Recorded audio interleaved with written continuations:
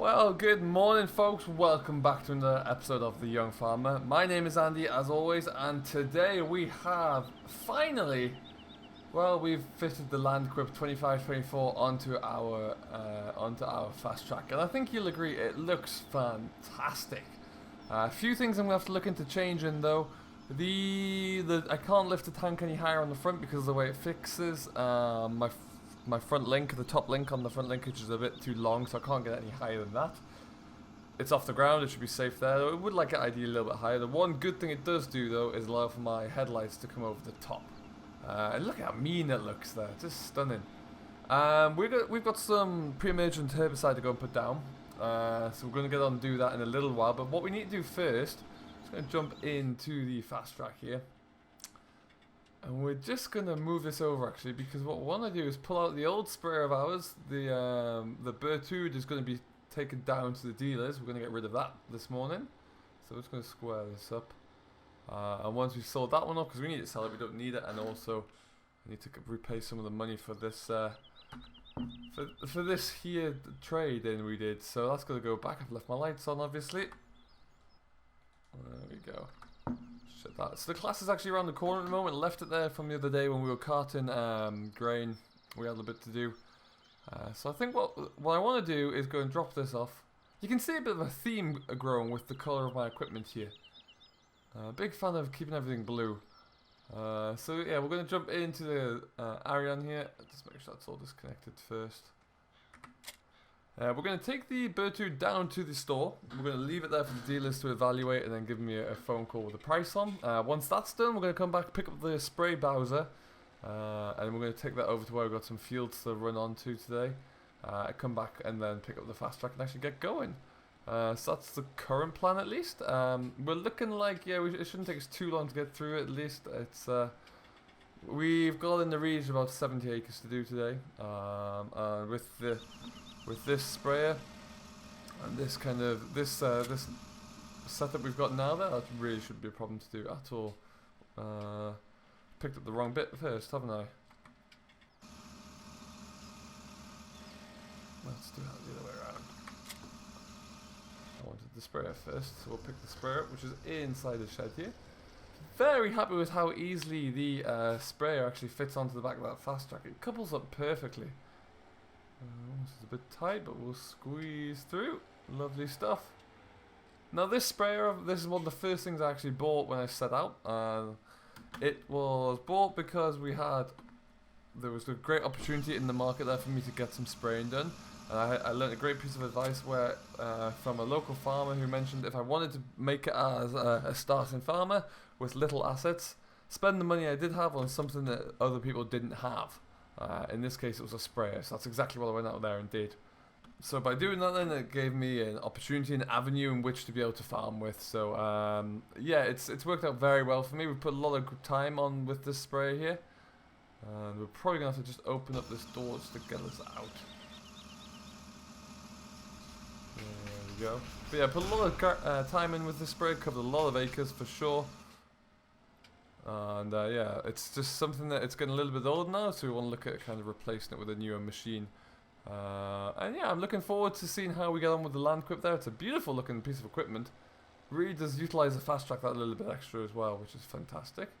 But what we'll do for now, like I say, we're just going to take this down to the store where we'll drop it off there. The dealers we go to, they're pretty much, they sell mainly new machinery, but they do trade second-hand equipment primarily from trade-in value. They'll ship it around and we'll deal it from there. But yeah, so I'm building a very good relationship with those guys there. They like me because I use those guys, the mechanics there in the workshop. They repair my equipment, my gear, and they also I've bought a few pieces to do them as well. So we're building a very good relationship there, which I think is important to do because they're so close to me. My area, the region I work in, surrounds the unit of area of operation really. So it's fantastic for me with that respect, and yeah, I'm looking forward to seeing how it continues. But we're going to go into here. Looks like there's a few bits of kit in here already, actually. Oh, that's a new looking Abitanka. It's very nice. And there's the spreader that I hire from them. And oh, heavens, look at that bit of kit. Wowzers, that's a nice looking fast track. That's where we want to go, folks. If we're going to stay with the JCB theme, that's the next option. Now that won't be happening for an awful long period of time, but yeah, that does look rather nice.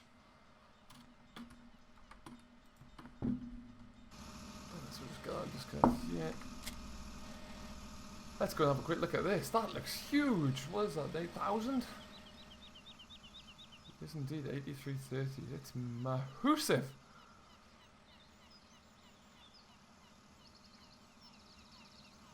Excellent. So what we're going to do, we're going to not look at the JCB any longer because I don't want to look at things I can't afford to buy. Do that. We'll take the tractor back up to the yard there very quickly, hook up the spray bowser, take it over to where we can leave it, where we can refill. That is a nice heavy tanker though.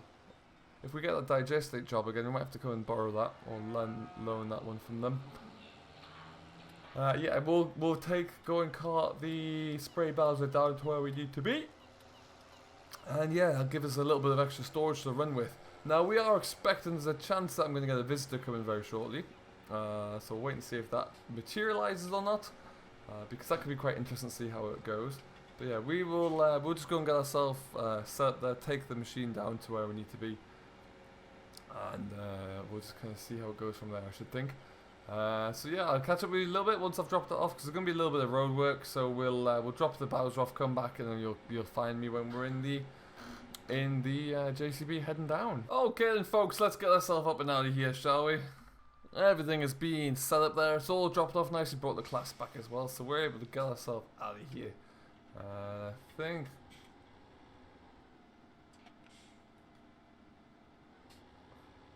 just put ourselves into front wheel steer only, and then we're going to get away. Looking forward to getting to use this actually today, it should be great fun.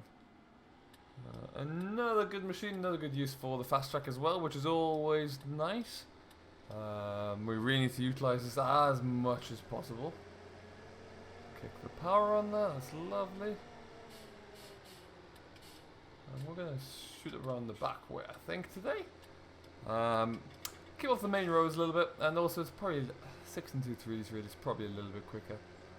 We have got quite a lot of contract work to do with the sprayer this year. That's the one thing that I've really picked up and developed on my own, and I'm very proud to say that we have quite a lot of it here as well.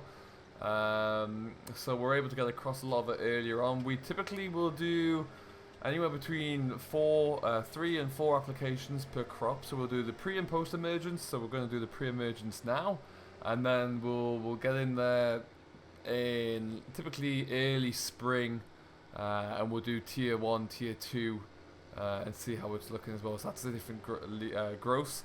It all depends on the weather conditions. Sometimes if it's a wet spring there, we'll have some like kind of copper rust that we'll need to look into to get removed. But ultimately we're doing okay. That's lovely. Let's get around here. And off we go. We are, yeah, like I said, we're looking, as I say, looking good at the moment. The phone calls are just starting to come through for the additional custom work, so that's not a problem. We're kind of geared for it now. My crops are all in the ground and doing well. Got no concerns with those guys, so we'll be able to leave those for a while. I had the crop walk through them. They've established well. There's no signs of any, very little blackgrass actually at the moment, which is odd, but a luxury. We'll absolutely take that. And then we'll keep an eye on it to see how it's looking over the coming weeks. They might get some post-emergent herbicide put onto them just to maintain the clean kind of crop growth. And then, depending upon how it all looks there, again, we won't get onto that field until probably, like I say, mid-spring. But we're going to be heading up here. Now you'll find, oh, get up here. Our tanker is just around the corner here, so we're just going to jump in and get that all hooked up. It's all full. We need to fill the sprayer from there, and then we've got 3 fields to do here. This one to our right, to our left, and one over the fence there as well. So I'll get out. I'm going to open up some gates here so we can get in, and we'll get this all filled up, ready to roll. Well, then that's us all full, looking good. We can get on. I had to swing this around a little bit because I just couldn't quite get the pump out, but never mind. It's not too difficult to do, I suppose. But yeah, we're going to get ourselves going now. So we'll tackle, now we're in this field, we might as well hit this one first, I should think. In fact, no, what we're going to do is we're going to head into this one, because then we're going to go north. So this one and the next one over, that looks like the best plan. So in we go. We've got our four-wheel drive engaged. Not that I think we'll need it, but we'll just keep it on so we don't lose any traction. We just need to change our steering, so we got four-wheel steering on there. Which it looks like we do. And we are good to go. So we'll get our door shut here. Excellent, and we're off to the races. So we're going to go into the next door field. We are expecting our visit to arrive shortly, I must admit. Yeah, we are expecting our visit to arrive very soon. I think he's coming in. Oh, we're still in crab steer, that's why. There we go. Gotta make sure you're in the right one. And into the field we go. Just gotta stop turning around here. And for the very first time, we're going to unfold our sprayer and see how we get on. There we go. Got to use our mirrors. Can't really see much when you got a fully mounted sprayer on the back, but you have to trust your senses. Trust that you're not near any gates, because that would be the worst thing in the world to hit, that's for sure. Nice quick hydraulic fold in there. Same for the other side. What we will do is just lift it up a touch if we can. There we go. Excellent.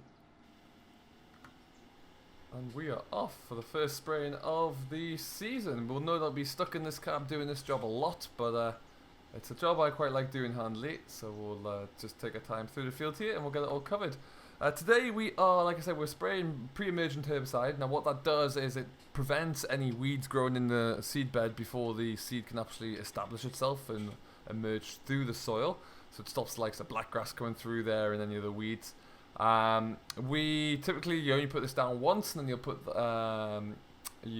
maybe if you need to, you put post-emergent fertilizer herbicide down as well. You can do it in two forms. You can do it in either liquid or granular form. Granular is typically known as kind of Avidexin. I choose to, because I don't have an Avidex applicator, I choose to put it down as I would normally with my sprayer. So we cover a lot of ground here.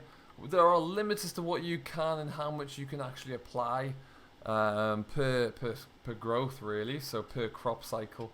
So at the moment, the maximum amount I think is around about 2.5 kilograms per hectare. Right now we're applying a dose which is roughly equivalent to about 1.6, 1.7 kilograms a hectare, which should give us plenty to treat or to prevent the growth of any unwanted weeds coming through there, but it's not going to be against any limits, really. Now, I don't know what they've done in this corner. They've clearly left a little bit of set aside. They've squared an edge off there, really.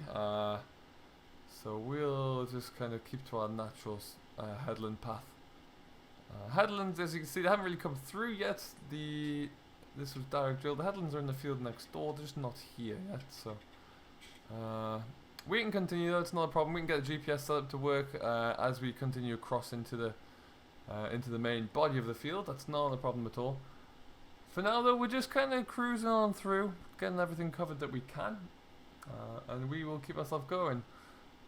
Shouldn't take us too long to wrap out this field, and what we should find sooner rather than later is, like I said, I got a guest coming. Simulationforthenation is going to be dropping in with us today, and he's swinging by all of his everyone he records with. And everyone he kind of gets information and data from, and he's going to be giving us, he's bringing a few bits of hardware for me to record with primarily, but he said he's also got a drone he wants to have a play with, so he's going to come and pick up the drone and have a bit of fly around and watch us spraying, I believe is the end goal there, so that should be quite fun for sure. But for now we're just going to continue on, we'll rumble through this field, at least get this all done. Shouldn't take us too long, and we'll come back to you when we get a little bit more ground covered and see what we can get up to.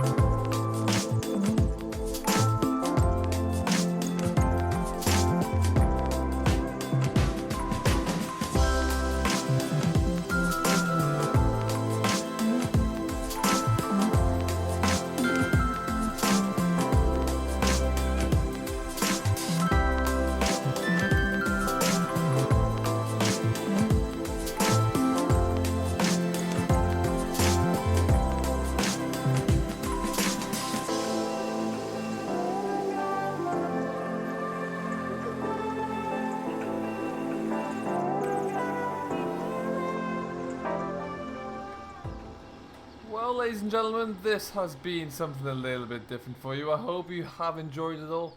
If you have, don't forget to hit that like button, subscribe to Simulation for the Nation for more from Andy, from Jamie and Thomas at Cornbrook Contracting, and from Will, of course. Until next time though, thank you ever so much for watching. I hope you have enjoyed. Do stay safe, enjoy what you're doing as always, but most importantly, happy farming.